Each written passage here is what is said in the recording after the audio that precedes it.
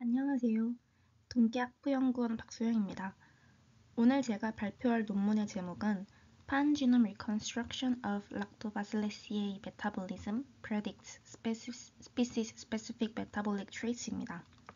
이를 해석하면 락토바실레시에이라는 유산균과의 판 지놈을 분석하면 species-specific한 metabolic traits를 예측할 수 있다는 겁니다. 발표는 Introduction, Research, 그리고 Discussion 순으로 진행될 계획입니다. 가장 먼저 Introduction입니다. 아까 제목에서도 언급되었듯이 이 논문은 락토바실리시에이라는 유산균과에 중점을 두고 있는데요. 이 락토바실리시에이는 다들 아시다시피 다양한 환경에서 거주를 하고 있고 푸드 인더스트리와 파마큐티컬 인더스트리에서 큰 지분을 가지고 있기 때문에 데어리, 와인, 프로바이오틱스를 포함한 트릴리언 마켓 사이즈를 갖게 됩니다. 그러므로 락토바실리시에이의 메타볼리즘을 이해하는 건 산업적인 측면에서 매우 중요할 겁니다. 하지만 그럼에도 불구하고 극히 일부의 락토바실리시에이의 종들과 스트레인만 지놈 스케일 모델이 리컨스트럭션 되어 있다고 합니다. 그래서 이 논문은 락토바실리시에이의 여러 종들과 그 하위에 있는 여러 스트레인을 모두 조사하는 판지놈 연구를 수행하고 예측 가능한 지놈 스케일 메타볼릭 모델, 즉 GEM을 제작하여 궁극적으로 락토바실리시에이의 서로 다른 패밀리 멤버에서 보존되거나 혹은 다양하게 존재하는 메타볼릭 트레이츠를 파악하여 푸드 인더스트리와 바이오 서스테이너빌리티에 기여하는 걸 스터디 골로 설정하였습니다. 이제 리서치에 대해 발표하겠습니다. 판 메타볼릭 네트워크를 리컨스트럭션 하기 위해서 우선적으로 49개의 락토바실리시에의 레퍼런스 지놈 데이터를 선별하고 프로카를 이용하여 아노테이션을 해서 1832개의 리액션과 28,280개의 메타볼릭 알레이를 다루는 진 프로틴 리액션 어소시에이션을 조사하였습니다. 이후 NCBI에서 2,446개의 락토바실리시에이 지놈을 블라스트한 후 위 단계에서 제작했던 GPR, 즉 진 프로틴 리액션과 비교해서 얼라인을 하고 GEM, 즉 지노믹 모델을 수립하고 마지막으로 실제 실험 결과와 밸리데이션 과정을 거쳐서 프레딕션에 사용하였습니다. 이렇게 스트레인마다 GEM을 만들고 지너스를 파악해봤더니 판잼은 12개의 지너스를 포함하고 있다는 걸 알아냈습니다. 또한 판잼은 진의 개수, 리액션의 개수, 그리고 GC 컨텐트의 양 이렇게 세 가지를 기준으로 분류가 되고 진의 개수가 적을수록 리액션의 수가 적다는 걸 파악했습니다. 예를 들면 여기 있는 락토바실러스 이너스의 경우 진의 수가 적은데요. 이 진의 수가 적은 것이 리피드, 아미노액시드, 뉴클레오타이드 메타볼리즘의 부재의 방증이었던 것이죠. 판쥐는 정말 메타볼릭 트레이츠를 잘 반영하는지를 파악하기 위해 6개의 스트레인의 GEM과 실제 실험 결과를 비교하여 판잼 결과의 타당성을 조사하였습니다. 그 결과 8개의 시뮬레이션에 대해서만 예측이 틀렸다는 걸 알 수 있었습니다. 또한 6개의 스트레인의 잼의 그로스 레이트과 실제 실험 데이터를 비교했을 때 mean absolute percentage error가 6.62, root mean squared error가 0.02, 그리고 correlation coefficient가 0.94로 측정되어 상당히 높은 유사성을 가짐을 파악할 수 있었습니다. 다음으로는 strain specific gem을 각 스트레인이 가지고 있는 리액션을 기준으로 묶은 결과입니다.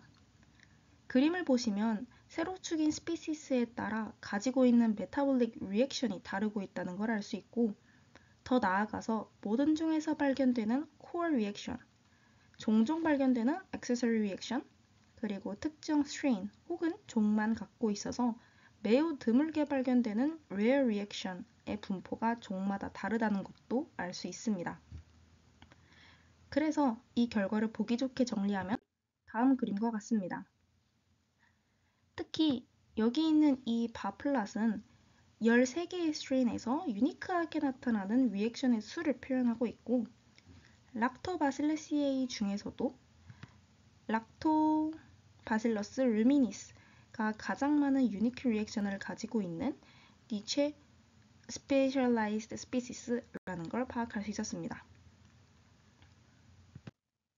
직전 실험에서 2446개 스트레인 모델이 185개의 코어 리액션을 지니고 있다는 걸 파악했으니 이번에는 플럭스 베이스드 어널리시스, 즉 FBA를 이용하여 이 코어 메타볼리즘 리액션에 대한 심층 이해를 일구어내어 스피시스별로 어떠한 메타볼라이트에 대해 옥소트로픽한지를 조사했습니다. 그 결과는 지금 보시는 그림과 같습니다. L 플란트럼에서 가장 적은 수의 옥소트로픽이 예측된 반면 페디오코커스 아시딜락티시와 웨이셀라 시바리아에서 가장 많은 수의 옥소트로피가 예측되었습니다. 또한 아이솔루신, 발린, 페닐알라닌, 타이로신은 2446개의 판줌 모델에서 공통적으로 옥소트로픽하게 예측되었습니다. 즉 정리하면 판줌은 리액텀의 조성과 허용 가능한 플럭스 스테이트의 범위를 예측해주며 더 나아가서 스피시스 스페시픽한 유니크 리액션에 대한 정보도 제공해줍니다.